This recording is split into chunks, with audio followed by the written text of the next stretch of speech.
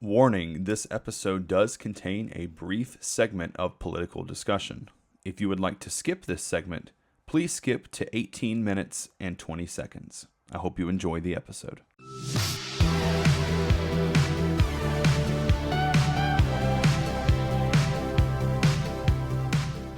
What's going on, guys? And welcome back to the Edison Club podcast. I'm your host, Mike, joined tonight by my good friend and co-host, Ty, from Behind the Doors podcast. What's up? What's going on? Today is currently Thursday, October 23rd, and the government is still shut down. Now, long-term listeners of the podcast know that this is not a political podcast. We try to just stick to Yu-Gi-Oh!, fun topics like that, but we kind of feel as if there are a lot of things that need to be said on this topic. Yeah, I agree.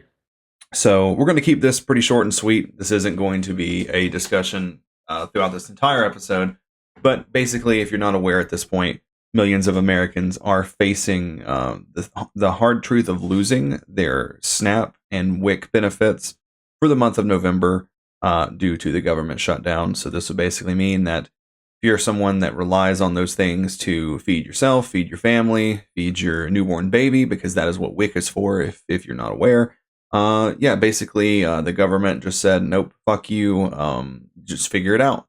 And I feel like that's the way that our administration has been for a very long time. Yeah, it definitely has. It's just like if you're not in that top upper echelon group of individuals that they're trying to protect those so dear, then it's just like, yeah, go to hell, bud. Yeah, and to my knowledge, the president has not commented on this at all because he's too busy reposting AI videos of him dropping human waste on protesters, as well as going on long tangents about his $350 million ballroom addition to the White House.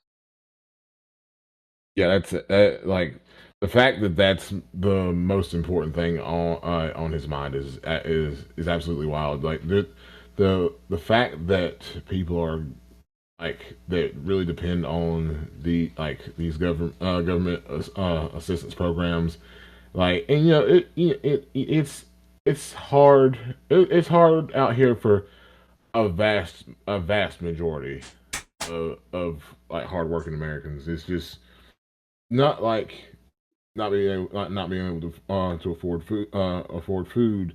Healthcare is getting ready to go out the wazoo in price, and now people are going to have to decide whether they're going to have to pay their rent or their mortgage, or pay their healthcare premiums. It's just, and we shouldn't be in a world where we have to choose between the just necessities like this. Yeah, I agree, and it's also mental illness that there are people that seem like they're happy about this. I saw a TikTok earlier today, a guy basically saying like, "Oh, people have lost their food stamps now.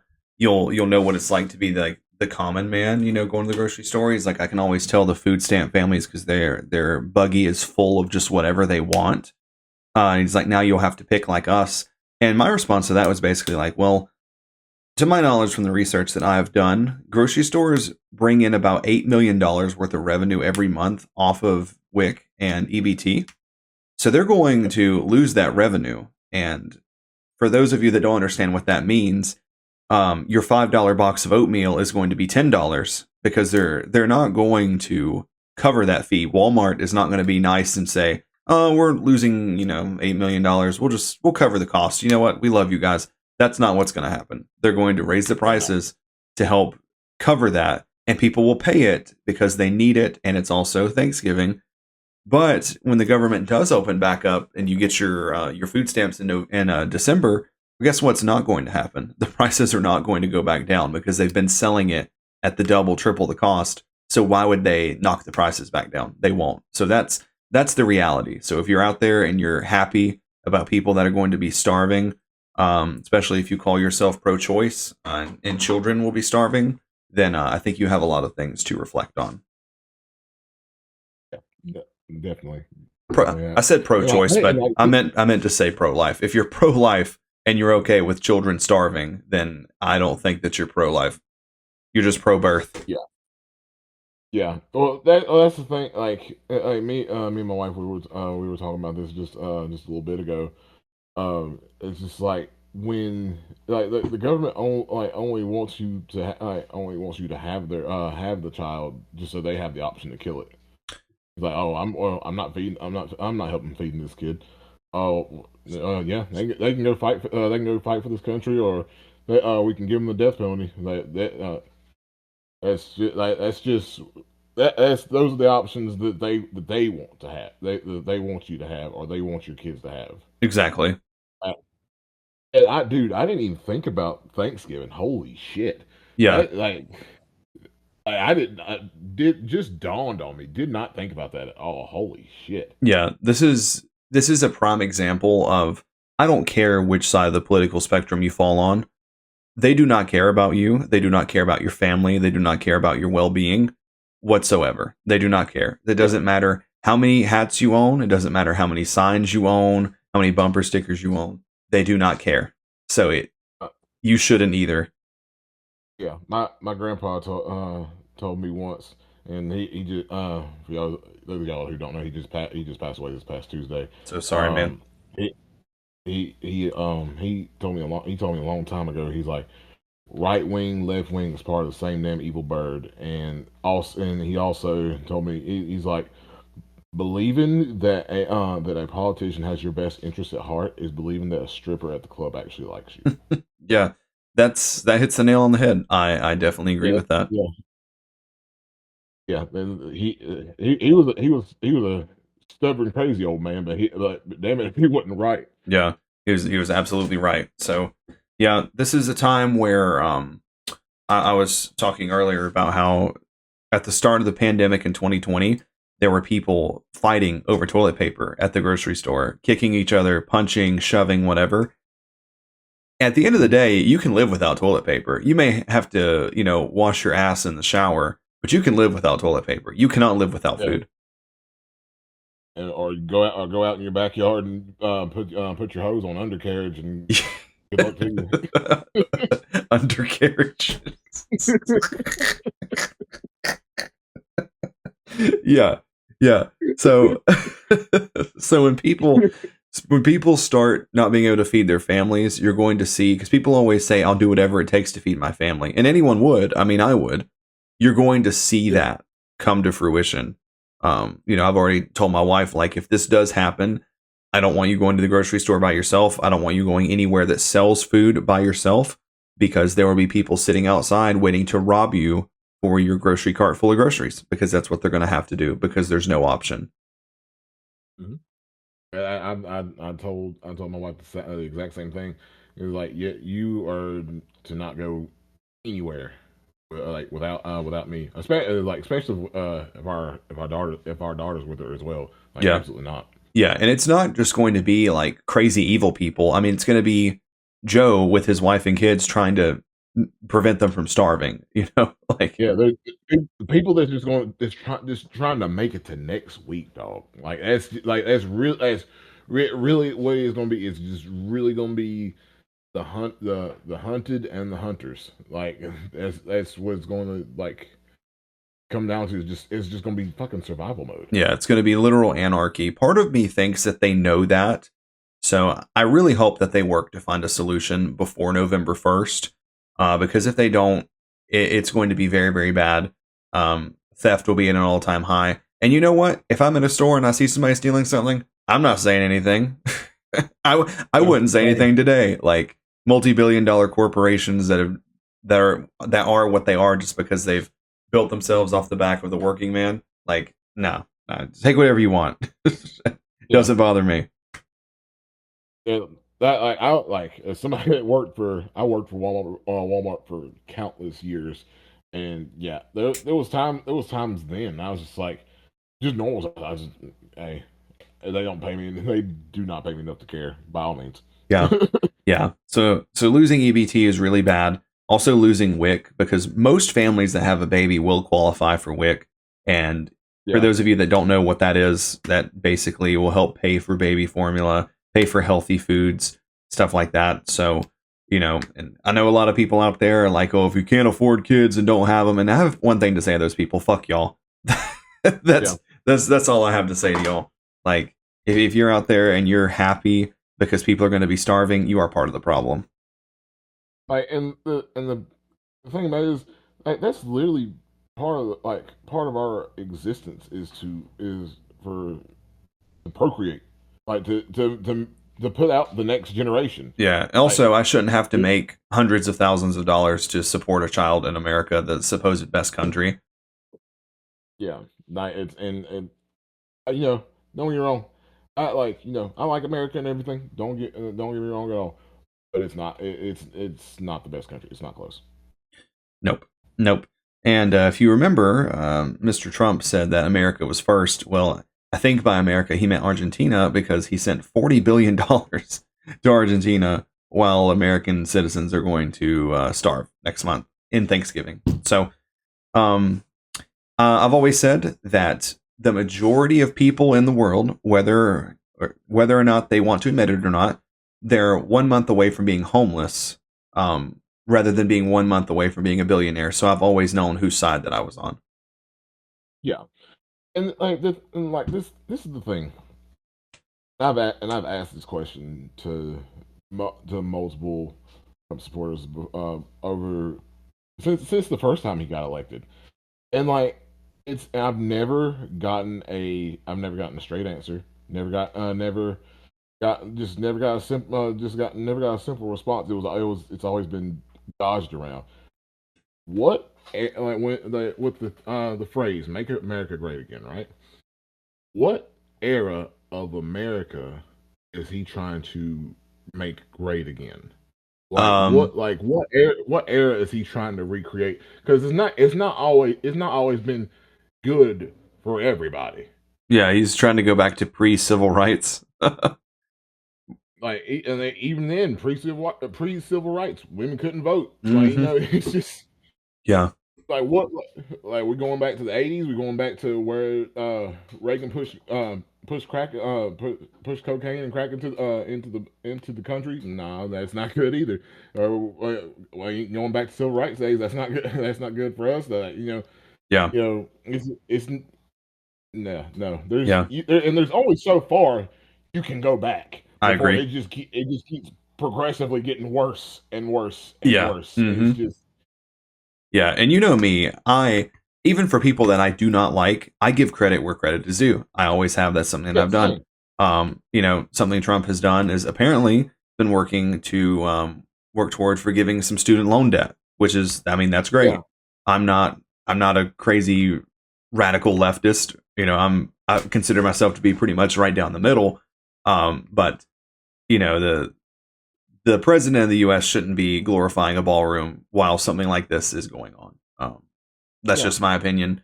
I don't, you can say, oh, the Democrats are causing the shutdown, whatever. Like, I don't really care about any of that. People just shouldn't starve over someone's politics, especially we have 40 billion that we can send to different countries. And Yeah. I think one of the worst things that I've heard him say in recent times was the people that they are paying are the people they want to get paid. So they said the FBI and the Yeah. military. So I'm just like, fuck the mailman, fuck the people with working for air traffic control, like fuck all of them. The mailman that's just trying to get ahead, support his family. It's out there working for no money right now, and hopefully we'll get back And, pay. Maybe, maybe not. yeah. And you know what this makes me think about? Like back when, and I'm gonna sound like an old head. Sound like this when I was coming up, you know. But when I was like in high school and college and stuff like that, and even before then, I remember back then, like it wasn't just so the like left just like pointing fingers at the right and vice versa and stuff like that and everybody just at each other's throats every waking moment Yeah, it is literally gotten insane. I've never seen politics this petty in my life. It used to be when I was like when I was younger. I remember things like, yeah, like people would have their disagreements and stuff on stage, but they kept it at policies. and left it at that. They didn't take all these fucking jabs at one another and trying to, you know, make somebody lose a fucking job, or say, oh, these people aren't getting paid because they're a fucking Democrat, or these people ain't getting paid because they're a fucking Republican, or whatever.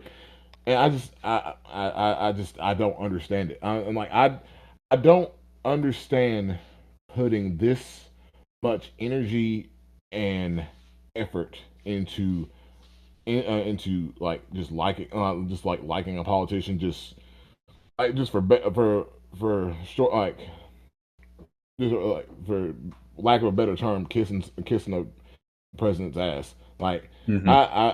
I've said this since Trump got elected the first time. There's a new Republican not a new Republican Party. There is a new political party. There's Democrats, there's Republicans, there's independents, and then there's MAGA. Mm-hmm. I really feel like that's just a whole different beast in its own. It's just to me, it just looks like a cult. You can't. Yeah, You can't I think it ruined the Republican Party for sure. It did. Like 100%, 100% did. And I will die. I will die on that hill, even if I'm alone. I will die on that hill. Yep, yep. I agree 100%.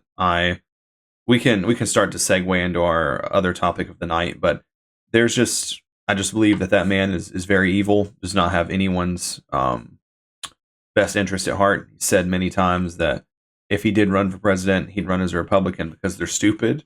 He has also said that a government shutdown falls on the president being weak, and somehow excuses keep getting made for him.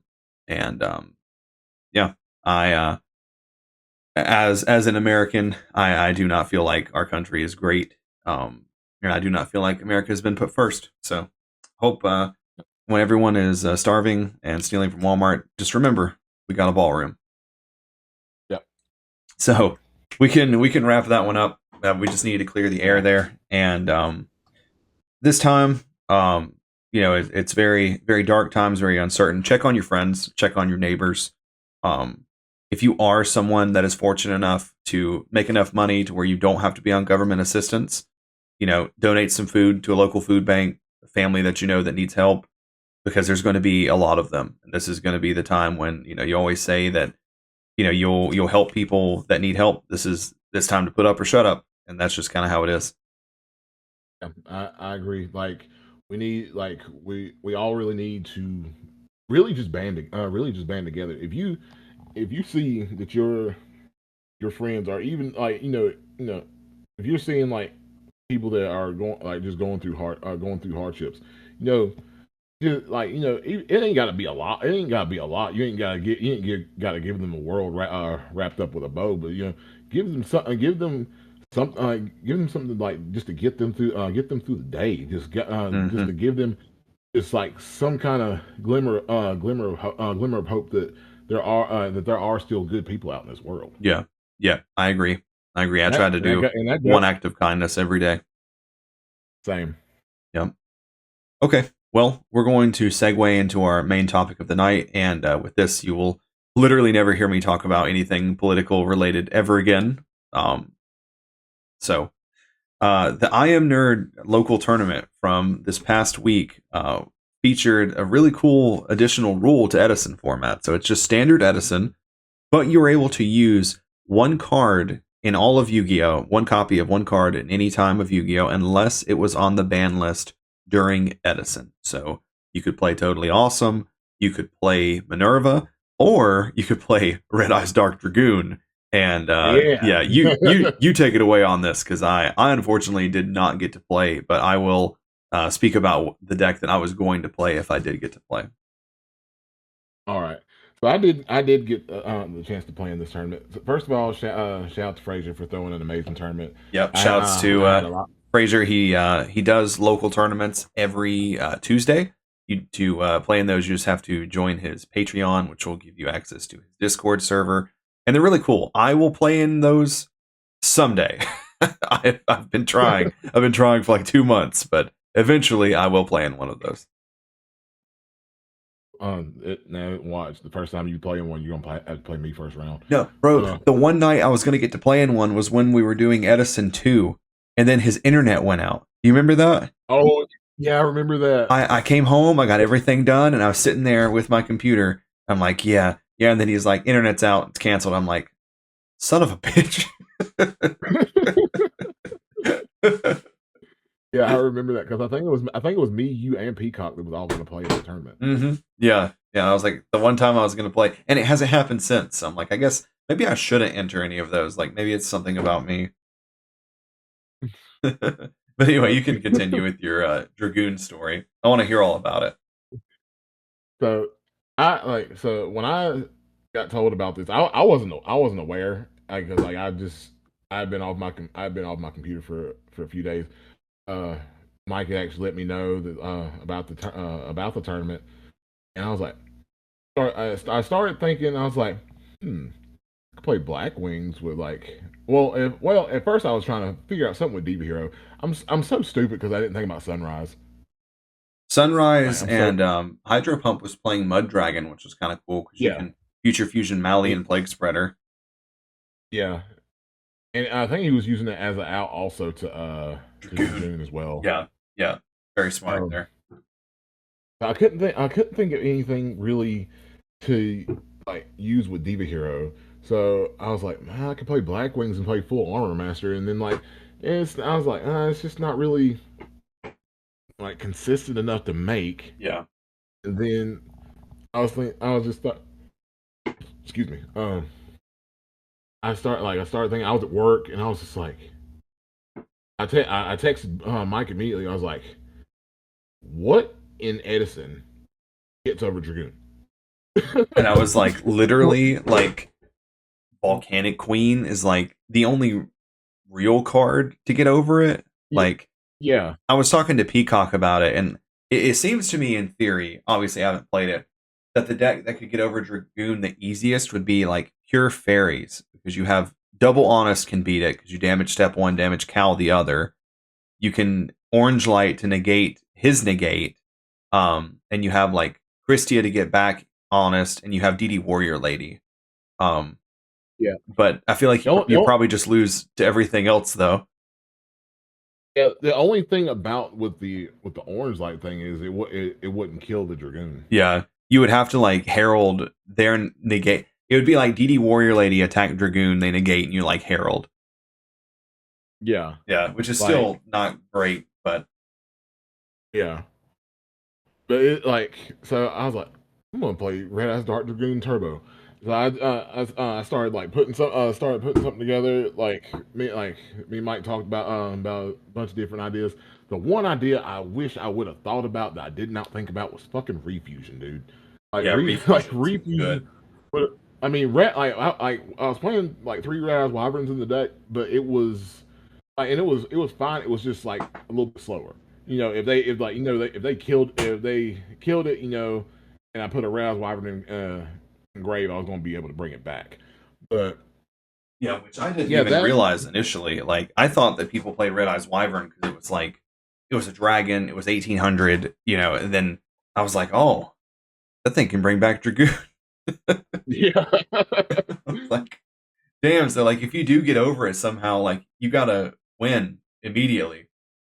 yeah, or it's coming back. But the thing too that uh, a lot of us that were playing Dragoon Turbo, like people would try to would try to Wyvern effect, bring it back, it just gets DD Yeah, I mained Crow because I was like, wait, Frog FTK is a thing. I don't want to lose to Frog FTK. no, no, yeah, you kind of had to do it just because of that, Yeah, but so round one, I played the mirror, and which it is was already crazy. yeah, and I looked at the time after the match was over. The match was done at like 3 minutes and some change, and like I went first, and I ended up no, they went first, and then no, I went first, and then I just summoned Dragoon turn one, passed, and then they summoned Stratos. I just let it go through because I was like, there's nothing in their hand that I'm really worried about, and then they pass, and then I pop I pop the Stratos, attack them directly, and then they draw for turn, and then they just concede, and then game game two, same same thing happens again, and then they drop Volcanic Queen on top of my Dragoon, and then they just show me their hand, and their hand is unplayable. Like they, because I've already dropped them down to 25, I just switch this Volcanic Queen to attack mode and attack them for game, and that's it. And that'd be it because they literally had nothing. Yeah. Um, then round two, I play against Spore XD, and I'm just like, fuck. um, I was because like, and then I was like, wait, they're on frogs. Okay, it's like, okay, they're like, I was not fearing totally awesome, like they're like at all, like I feel like that was, I feel like totally awesome. Like if it wasn't, well, I'll get into that here in a second, but yeah, so I play against Spore XD, and I ended up 2-0ing him because he never was able to get over Dragoon whatsoever. Yeah, because I nothing made it. nothing does. I made it both games, and there was just nothing he could do. He ended up dropping out after the after that round. After that, he was just like, "Yeah, nah, this is too much." um, round three, I play against another mirror. I mess up because I forget that Fusion Gate works for both sides of the field, no matter who's played it, Yeah. and I end up playing my own Fusion Gate, which I should have just saved. Used my opponents to summon my own Dragoon.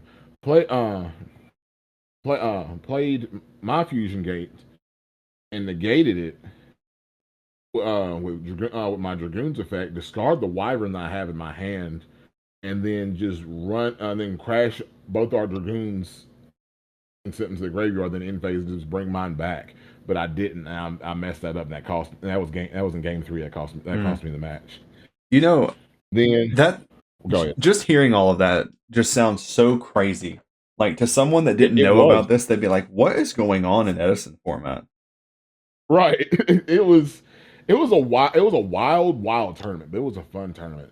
Um the next round I play against Tim Ponce. Um he's on frogs. Yeah, as per usual. Shouts to Tim.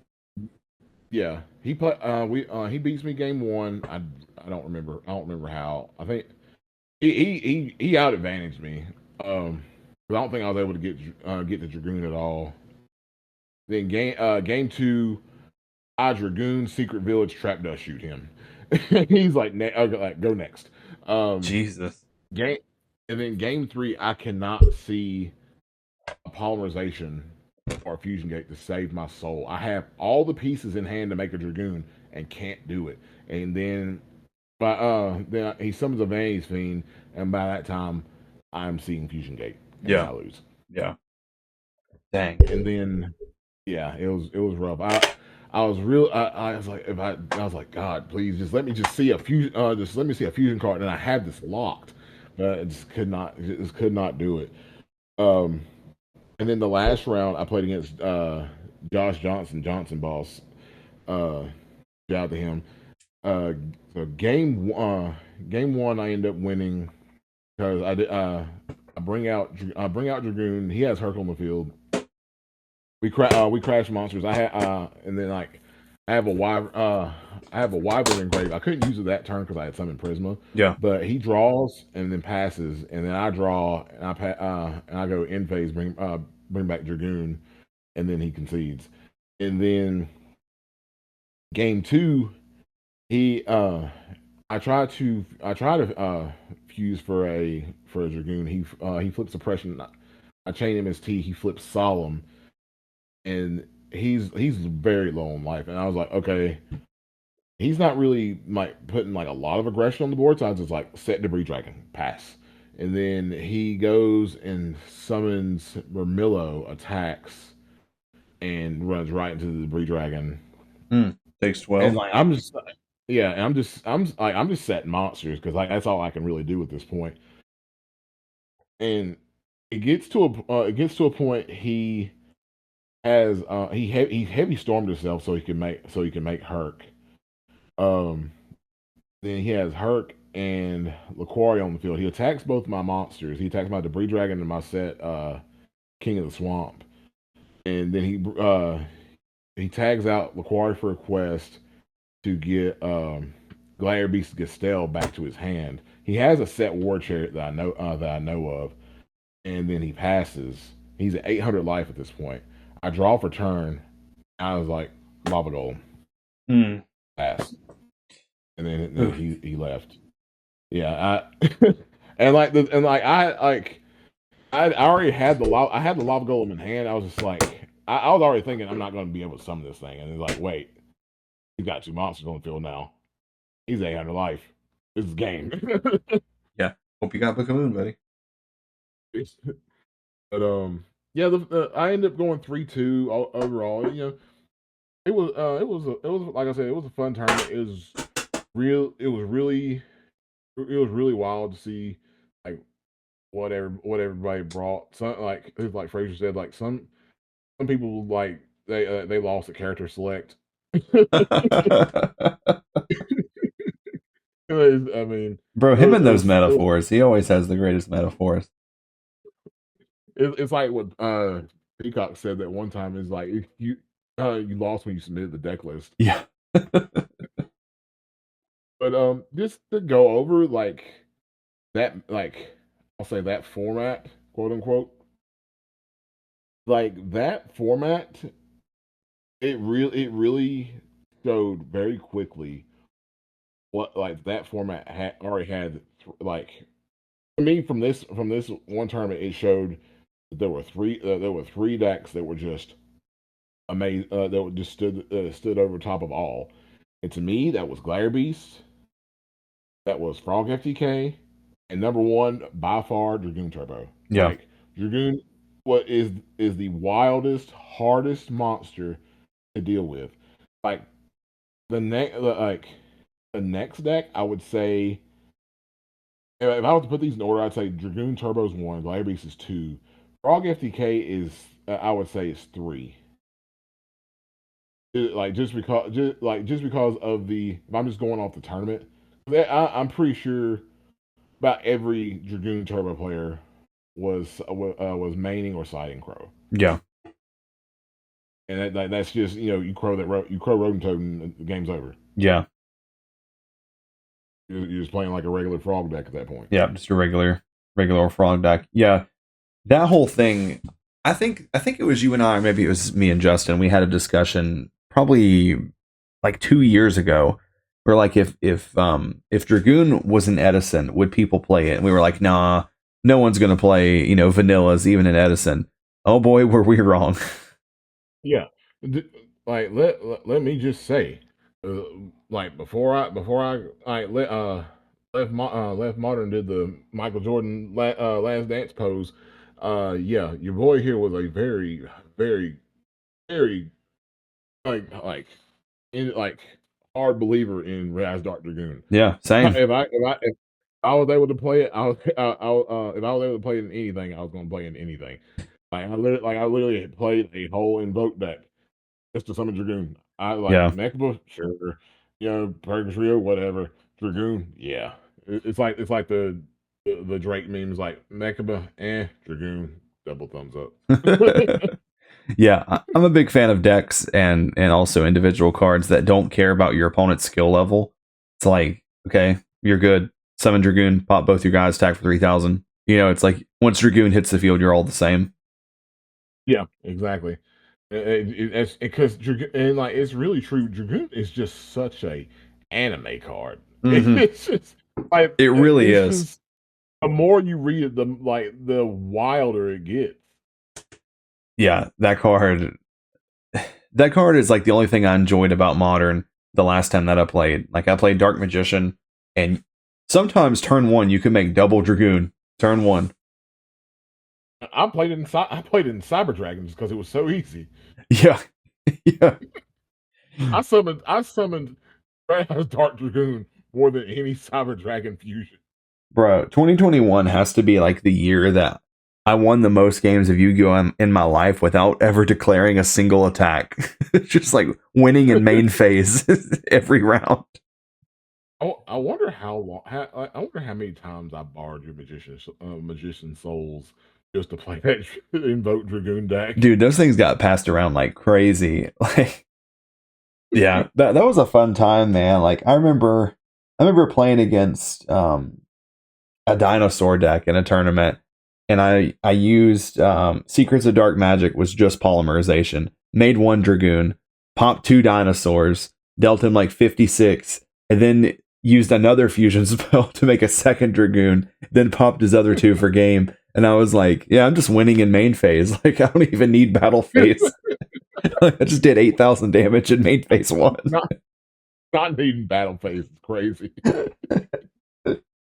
Yeah, so I can't even imagine in Edison. I did watch some of the games. I was just like, man, like it doesn't you can't there's no point in even like setting monsters to try to defend because they're like, pop it, take 15, take 4,000 attack. Right. And like and I was watching the finals. Shout out to Brandon Crank, our good friend. Yeah. He got second place with Gladiator Beast. Gladiator Beast Castell. Before I go any further, Gladiator Beast Castell is insane. It's ridiculous. Yeah. Like Yeah, that that card, card's good. you like yeah, that card is wild. The fact because like I know like some people were trying to play the Gladiator Beast Link Monster Darius, and I mean like it's cool for what it can do, but I like just for like a one card, like a one-off card, it's Gestel, not close. Yeah, and it's good too because you And, have three proving ground to get to it. yeah, and like I was sitting there watching the match, and it's game three, and I just kept like I was just going over everything I know about Gladiator Beast and how decks are built and whatnot, and I'm just like, what card in his deck like is gonna beat this Dragoon? Yeah. And like like it's literally like I felt like it was just okay, Volcanic Queen or bust, you know? Yeah. Yeah, I don't know, man. I don't think there is a card in GBs that can get over Dragoon. Because like Deep Prison doesn't work, Mirror Force doesn't work, Czarus doesn't work. Make Like hurt somehow, attack, headbutt. That only works if it's at 3,000, which it won't be. yeah, but like what? But the thing is, what way are you summoning Herc without having to activate an effect? Yeah. Yeah, you're just putting them on the field when they're not looking.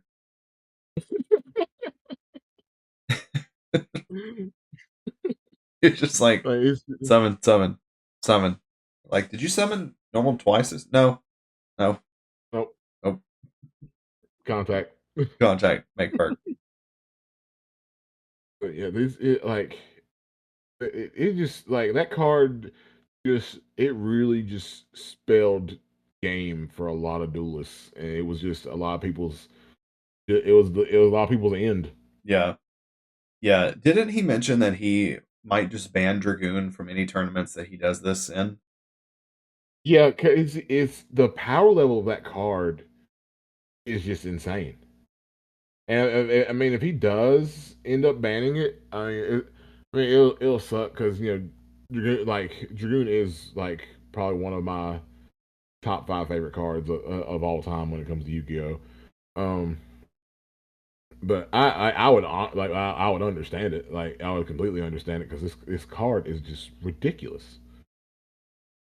It's just it's not a fair card. No, no, it's not. Even a card like Masterpiece has to be like more fair than Dragoon. Yeah, and like the thing about it, there was, like it was Gary Yu was also playing this deck, and there was a point in time he had Dragoon, Secret Village, and Masker Restrict on the field. I'm just like, there's no way you can win. Yeah, yeah. Literally no You shot, can't. no chance. It's unkillable. Yeah, yeah. No more Dragoon. Yeah, Dragoon's too crazy, especially with it being an extra so deck card. yeah, definitely. And that was the thing. Like, and that was the thing that got established during the stream as well. It's like the extra deck monsters, the extra deck choices were we're leaps and bounds better than what you could have done. Put in your deck main deck. Like other than Gastel was the best main deck card I think the whole tournament. Yeah, yeah. I I had I had 3 decks loaded that I had worked on for this tournament. The first one was I had Gravekeepers with Recruiter, which I wanted to play that because I felt like people would play really crazy combo decks and they just get cooked by Royal Tribute. But Right. Recruiter just never, it felt like a waste of a card, and I could never find a card that was better to play. Like I thought about Shaman, Gravekeeper Shaman, which is basically like Abyss Dweller. Um, so her plus Valley is like no graveyard effects can activate at all. Um, but Dude, you Recruiter should have played just, the huh? you should have played the fusion if you played Gravekeepers. I don't even know. Did you do you have to have a fusion spell for that? Yeah, like this is here's what it says. Cause I got it pulled up. It's called Gravekeeper's Supernaturalist. It takes two Gravekeeper monsters. Like go figure. It's 2,000. It's 2,000 both ways. Gains attack and defense equal to the combined original levels of the materials used for its fusion summon multiplied by 100. While Necro Valley is on the field, this card and any card in your field zone cannot be destroyed by card effects. Oh, During your main phase, you can activate this effect. During the end phase of this turn, add one Gravekeeper's monster or Necro Valley card from your deck to your hand. You can only use this effect of Gravekeeper Supernaturalist once per turn. pretty cool. Pretty cool. Didn't even consider that guy. Yeah, like that card's awesome. I played him in Duel Links. That's why I thought about him instantly. Yeah, yeah, yeah. That one is really good. I also thought about X Sabers with Dark Soul. I was very close to that one. There was this new technology that I've recently learned about, and shouts to Keegan from E3 because this is something that I didn't think about. I was watching X Saber profiles, and in his list he was playing triple Fiendish Chain, and I almost clicked off the video. I was like, no. But when he explained it, he was like, your deck plays 2 or 3 Giant Rat, and it plays 3 Blade, and sometimes Sangan. And all of those cards lose to Caius, they lose to Brionic, they lose to Dark End. But you have Fiendish Chain to stop that from happening, but it also leaves a monster on the field that you can ram your recruiters into. Like it's not like playing like Divine Wrath or something. Like you can still ram. And I was like, hell yeah, dude, that actually makes a lot of sense. Like, so I considered playing that, and it was like kind of a standard X Saber deck, but it obviously played 1 Dark Soul, triple Fiendish Chain, stuff like that. So I got really close to playing that one. I felt like that could be pretty good. Remember, I played Fiendish Chain. You thought it was a proxy. I did. I did think it was a proxy. I was like, did you leave that in your deck by accident? Uh, Hey, if Edison 2 had become a thing, I think Fiendish Chain might have been a staple. oh yeah, oh yeah, 100%. Like that, like I feel like that card would have like the ultimates would have skyrocketed in Yeah, price. yeah. They already went up a lot because of Yi Ching. It was, that was a meme. Like they were like telling him that like he couldn't top with Fiendish Chain in his deck, so he put 3 in there, and then he like won 2 tournaments with Fiendish Chain, and ultis went from like 15 to like 60. Jesus. Yeah, crazy. Yeah, I didn't. Yeah, I didn't know they actually like went up like right like after that. That's pretty funny. Yeah, it was funny. And then the deck I was pretty much convinced I would play from the beginning, but I would have played X Saber if I just wanted something different. Was Lightsworn with Minerva, the XYZ, obviously. But I went around for a while. I was like, what card is like the best? And like, there's like the baby JD that like can search JD. There's the level 4 tuner that like stacks from hand, summons itself, then mills 2. And I thought about stuff like 6 Sense as well. And I was like, none of these cards do what Minerva does. Minerva drops main phase 1, mills 3. On their turn, if they kill it, it mills 3 more, and it pops. And if it lives to your turn, it mills 3 more. Like, that card is basically guaranteed to mill you 6 cards and draw you cards. Like, you think about how big of an issue it is to leave a Dark Grepher up against Vayu on their field. Minerva is Mhm. that times 10 because you might actually lose the game the next turn if you leave it there. Right. But then if you kill And, it, you're going to lose, they're still going to mill. yeah. And like the thing, the thing about it too is like with like cards like Minerva, and this is another reason why like extra deck cards were just like leaps and bounds, just like better, is because you don't have to search this. Yep. Yep. I was Like playing that Instant was it. Fusion. Right, and because like the thing about it is yes, Sixth Sense is a good card. Can you search it though? How consistently are you playing this Sixth Sense? That's one of the reasons why Dragoon Turbo was so good is because everything was in the deck was so accessible. Yeah, Like exactly. you've got like I'll pull up my deck list real quick. Yeah, the best cards to pick were either something that your deck can search very easily or an extra deck card Mm-hmm. because you don't have to draw It's them. like right, you got the hero package like the Stratos Prisma to get like to put pieces in grave. You've got Polymer, what's called. You've got Summoner's Art. You've got terraforming. You've got and like all these are at three. Like there's just multiple ways there was just be able to summon to get to your win condition.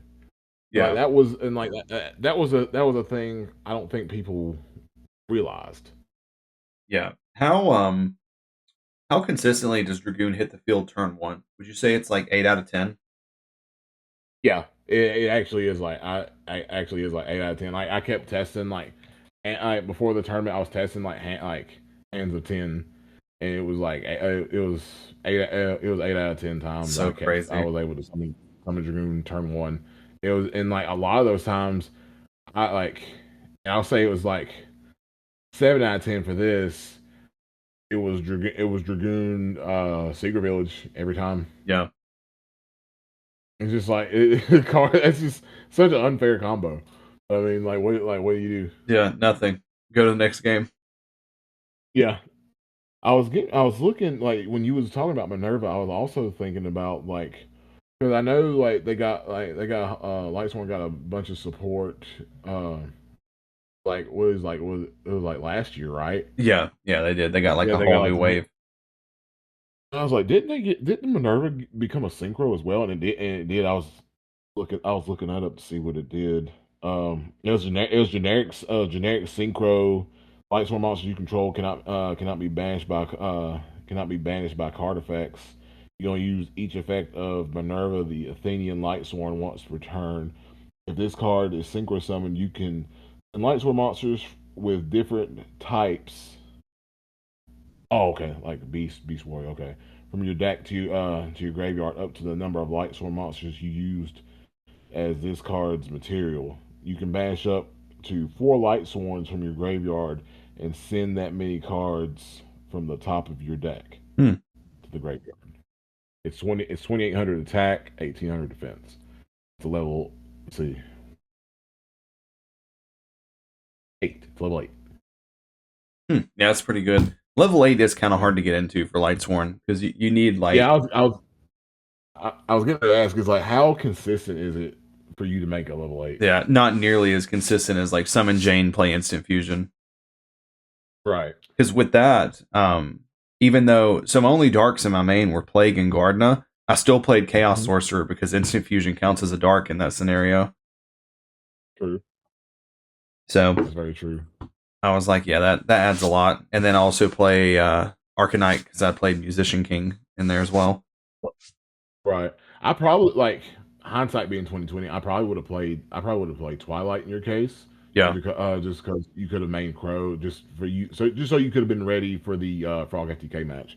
yeah, yeah, that's true. I my side deck was pretty spicy because I played Triple Crow and also played Triple Mhm. Prohibition because I was like, that's the only card that for sure hits every deck you play against.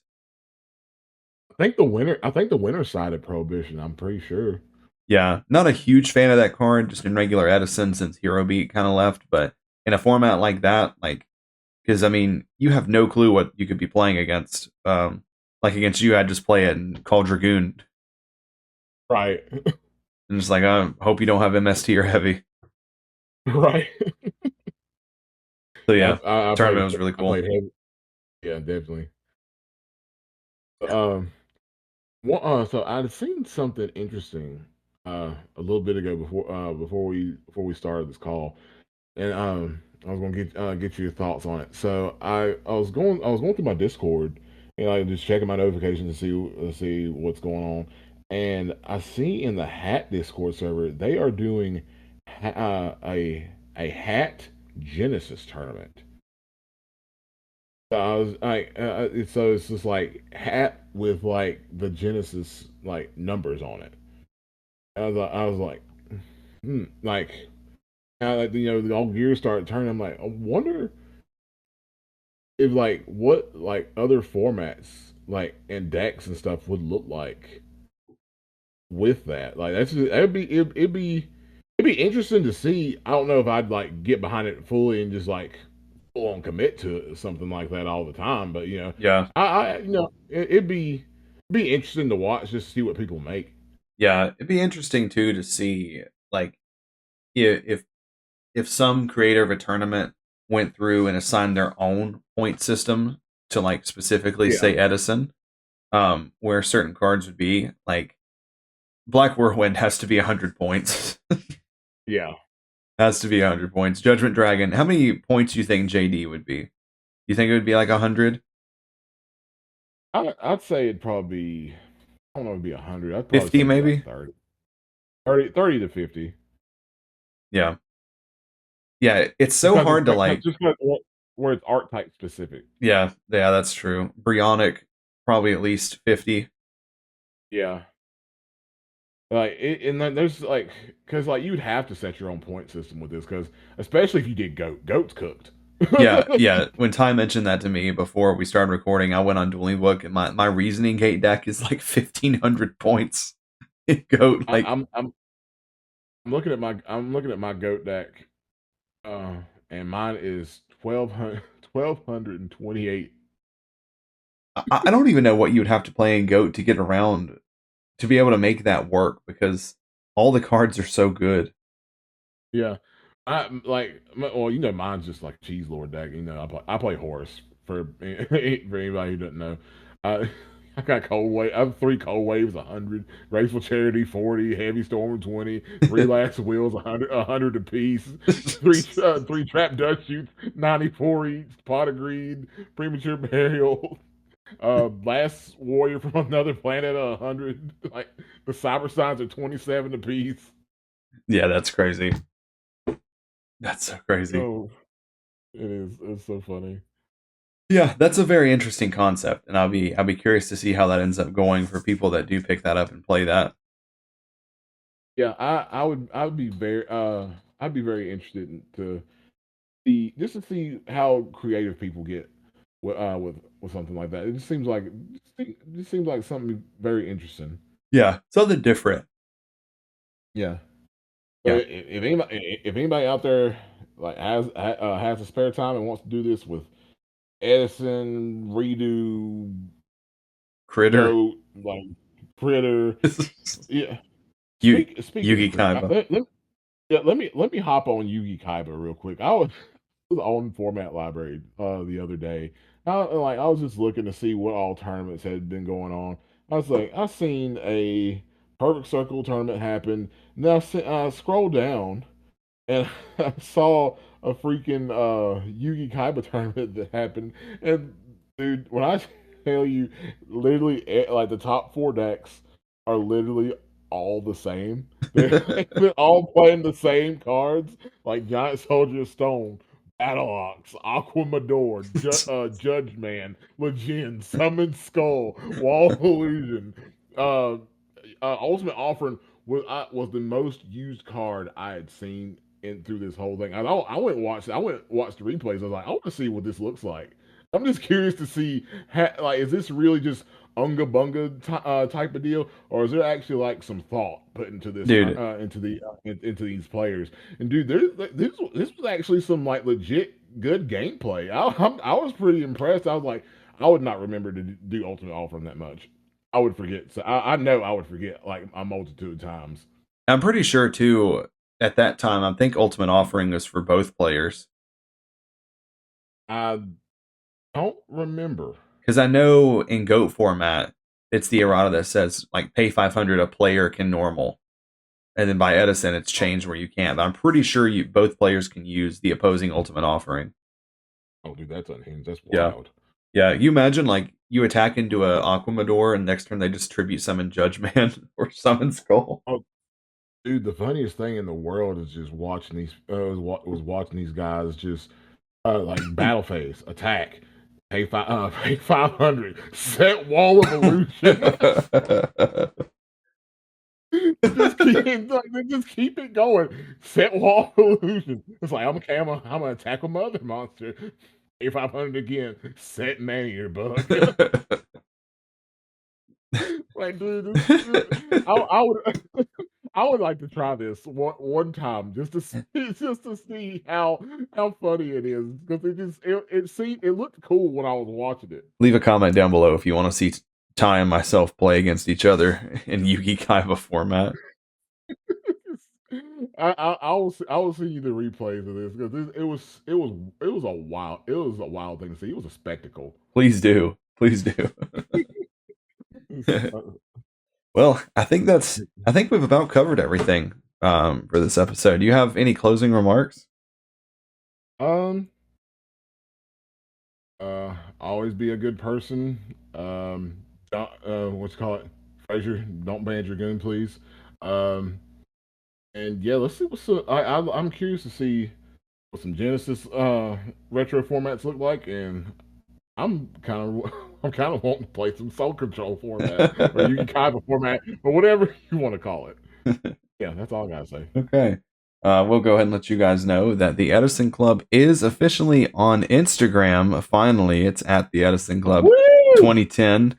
We've been doing some player profiles on there, so make sure that you go follow us on Instagram. I will be doing maybe like a 500 follower giveaway on Instagram. I don't know what I'm going to give away yet, but that is coming. Been something I wanted to do for a long time. Finally got around to doing that. And we also do accept listener letters and fan mail. The EdisonClubFanmail at gmail.com. We love reading those on the show. Haven't gotten any in a little while, so make sure you get your submissions in and get your letter read on the show. Yep, exactly. And Boyd will give away his Light Sworn deck autographed for 500 followers. That's crazy. No, I would not. That's crazy. Hey. Autograph every single card. Hey, that's a lot of work. You have arthritis before you're halfway done. I know, I would. Do you know how hard that I've worked to assemble that deck? It's like I feel like I worked harder to assemble that deck than Yugi did to put the puzzle together. Like, dude, I finally got most of my deck to be German. That's been a long process. Dude, I've been working hard to put my Diva Hero deck to at least I'm gonna say pretty rarity. Yeah, I think I'm putting more work into that than putting my family together. That's crazy. Okay, all right, and with that, I think we're bringing this to a close. This is Mike and Ty from the Edison Club signing out. Until the next one. Hamster Ryko Caius. I go check the pairings, I'm like, don't know who this guy is. Hamster Ryko Caius, Hamster Ryko Caius. 2-0 every round, man, and I ain't even trying. It's just Hamster Ryko Caius, Hamster Ryko Caius, Hamster Ryko Caius.